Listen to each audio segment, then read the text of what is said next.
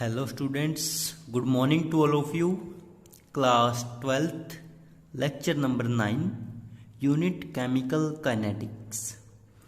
So आप लोगों ने देखा था कि हमने लास्ट लेक्चर में हम इसके बारे में पढ़ रहे थे और ये हमारा क्या था जब हमने एक रिएक्शन को कंसिडर किया था। ठीक है, कौन सी रिएक्शन थी जिसके अंदर हमारे पास 2HI ब्रेकडाउन हो रहा था, किसमें, H2 में और I2 में। ठीक है, सो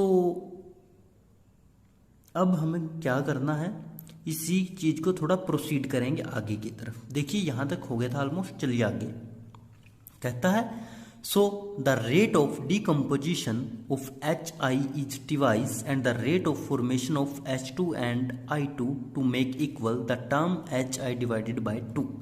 यानी कि सिंपली कहता है कि जो हमारी रिएक्शन थी उस रिएक्शन के जो कोफिशिएंट थे स्टिकोमेट्रिक, उनसे कहता है रिएक्शन को क्या करना होगा, डिवाइड करना होगा, और HI का जो रेट है वो डिवाइस। देखिए तो रेट ऑफ रिएक्शन को कैसे लिखेंगे, वहां पे हमारे पास था 2HI, तो 2 जो होगा वो कहाँ जाएगा, डिवाइड में, तो क्या बन गया ये 1/2 del square bracket HI over में डेल T, और ये हमारा क्या है, रिएक्टेंट। इसी वजह से इसके आगे क्या साइन शो किया है हमने, नेगेटिव।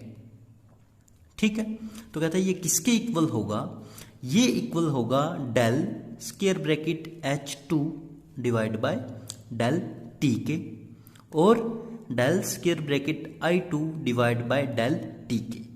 यानी कि ये हमारे क्या है, प्रोडक्ट, और ये हमारा क्या है, रिएक्टेंट। रिएक्टेंट की जो कंसंट्रेशन है वो डिक्रीज हुई है, सो दैट्स वाई माइनस, यहाँ पे डिक्रीज नहीं हुआ है तो कोई चार्ज नहीं होगा। दूसरा, हमारा जो रिएक्टेंट था उसके आगे स्टिकोमेट्रिक कोफिशिएंट था 2, तो उसको हमने डिवाइड में लिख दिया 1/2।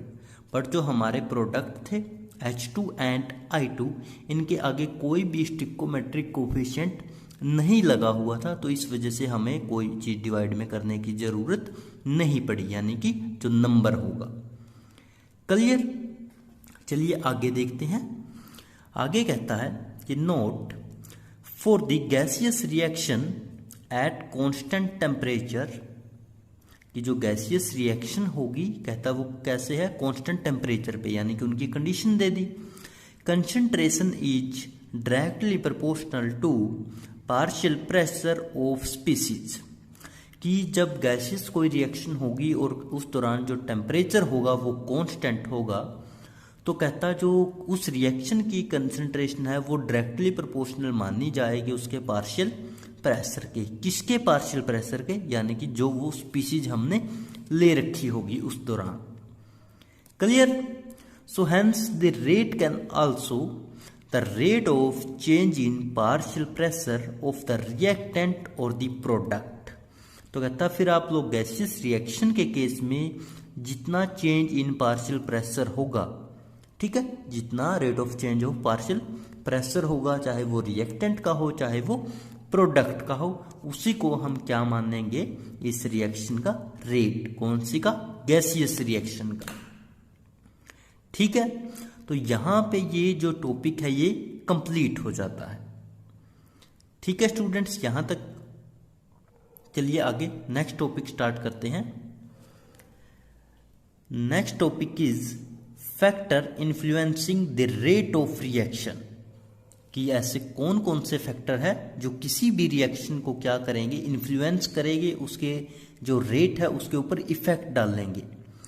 So firstly experimental condition, the concentration of reactant, temperature, catalyst, pressure in the case of gas। तो कहता जो कुछ एक्सपेरिमेंटल कंडीशंस होती है, लाइक कि रिएक्टेंट की कंसंट्रेशन कितनी है, टेम्परेचर कितना है, कैटालिस्ट कौन सा दिया हुआ है, और अगर आपके पास गैसियस रिएक्शन है तो वो प्रेशर हमें कंसिडर करना पड़ेगा पार्शियल प्रेशर की फॉर्म में। तो ये तो हमारे कुछ एक्सपेरिमेंटल फैक्टर है। ठीक है, आइए पढ़ते हैं एक एक करके। सो फर्स्टली ए फैक्टर है that is dependence of rate on concentration, कि जो हमारा रेट होगा कहता वो किसके ऊपर डिपेंड अपॉन करेगा, कंसंट्रेशन के ऊपर।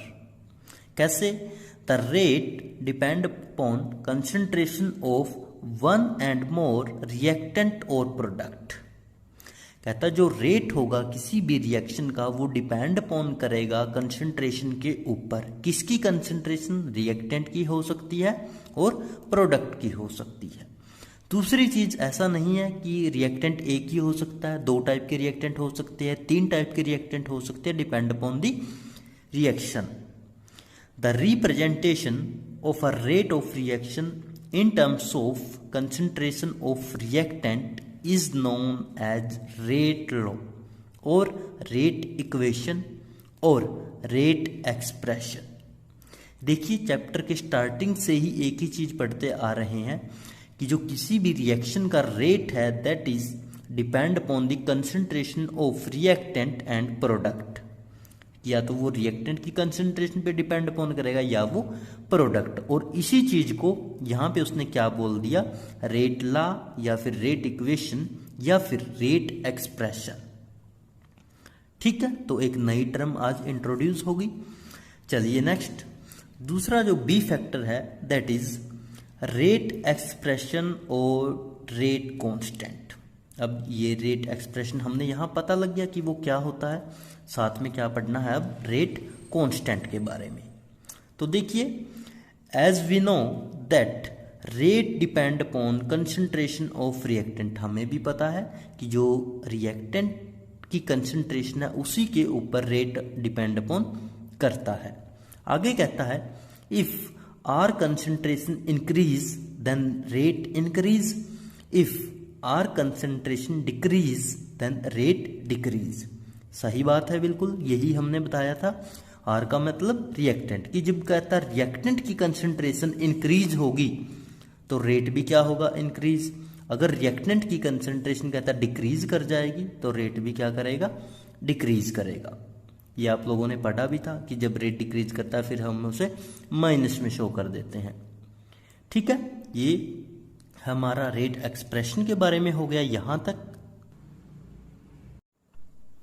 आगे देखिए बच्चे, आगे कहता है consider a general reaction like small A capital A plus small B capital B gives small C capital C and small D capital D.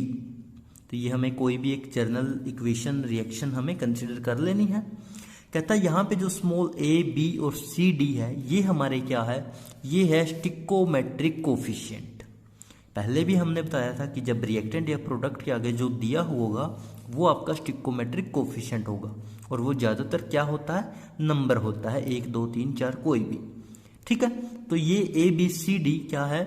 स्टिकोमेट्रिक coefficient. किसके? रिएक्टेंट के एंड प्रोडक्ट के। रिएक्टेंट के कौन कौन से होंगे? ए और बी, प्रोडक्ट के सी और डी। आगे चलिए, कहता rate expression directly proportional to square bracket a की power x square bracket b की पावर वाई। अब ये ए और बी क्या है? हमारे रिएक्टेंट है। ठीक है, और यहाँ पे इनकी जो पावर लगी है एक्स और वाई, अब ये क्या है? ये आप लोगों के लिए नए ऐड हो गए यहाँ पे। तो कहता है देखिए इनके बारे में, कहता एक्स एंड वाई मे और may not equal to A and B. कहता है यहाँ पे जो एक्स और वाई हमने इंट्रोड्यूस किए हैं ये ए और बी के इक्वल हो भी सकते हैं और नहीं भी हो सकते, वो डिपेंड अपॉन करेगा रिएक्शन के ऊपर। दूसरा, अब ए और बी हमारे थे स्टिकोमेट्रिक कोफिशिएंट, तो इसका मतलब एक सेकंड के लिए अगर हम मान लें कि ये ए और बी के इक्वल है तो एक्स और वाई यहाँ पे क्या होंगे? फिर स्टिकोमेट्रिक कोफिशिएंट। क्लियर? उसके बाद कहता रेट इज इक्वल टू के ए की पावर एक्स एंड बी की पावर वाई। अब देखिए यहाँ पे था rate expression directly proportional to A X और बी वाई, बट इस बार ये निशान को हम हटा देंगे डायरेक्टली प्रोपोर्शनल को, और क्या आएगा वहां पे?